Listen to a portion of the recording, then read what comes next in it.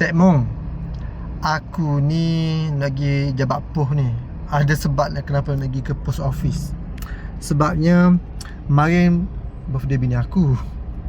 Bukan lupa tau, aku memang planning dah. Memang style aku aku nak buat surprise. Ujung-ujung tu aku nak bagi kek ke, bagi hadiah ke.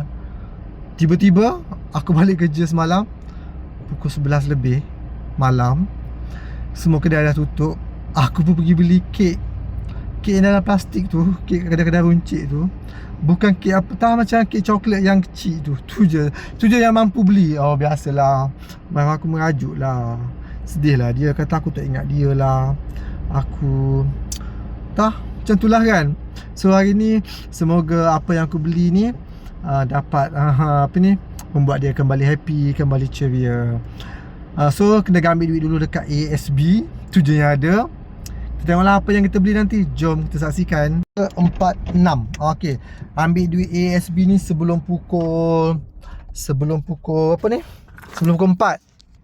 Sempat kot dapat minta-minta lah, orang tak ramai mana. Alamak. Okay, jom kita pergi. Alhamdulillah selesai. Okay, sorry dah tersalah terkonyok-konyok kertas. Sebab aku minta cash tapi katanya tak ada cash. Dia bagi transfer. Tak apalah, transfer lah. Janji duit. Kan? Okey lah, aku pun tak tahu nak pergi beli apa ni. Tapi dalam kepala aku cuma nampak tu je. Jomlah kita tengok apakah yang aku beli. Sekadar mampu je lah Tak mampulah nak beli yang hebat-hebat. Sekadar tu je yang mampu dah. Macam mana, bersyukurlah apa dia ada kan. Fikir. Aku rasa aku perlu beli satu benda yang boleh buat benda tu makin mahal, makin meningkat naik kan. So apa kata kita beli. Jom tengok. Jom. Tu aku nak pergi situ, Sri Gelugo. Jom kita pergi ke Sri Gelugo. Tak sangat dah lama tak datang.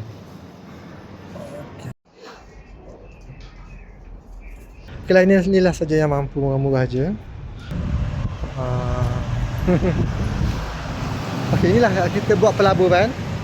Beli benda yang kalau kita dah rasa nak jual, benda tu mahal. So saya rasa inilah benda yang perlu belilah. So apa yang you rasa? Perlu tak kita beli emas untuk pelaburan? Okay lah, bye. Okay, seterusnya aku nak cari kek pula. Kek biasa-biasa je. Kek mampu milik je. Kita korang biasa-biasa. So kita beli kek biasa-biasa lah. Ni kedai keknya.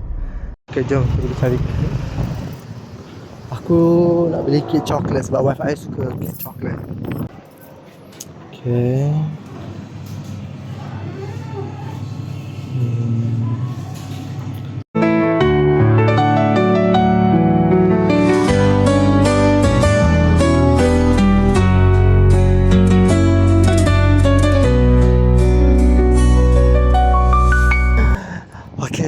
Dah siap beli kek, dah boleh balik lah rasanya ni. Dulu tu maksudnya dia kalau bukan Ali dengan Awis, Mama boleh jadi dulu.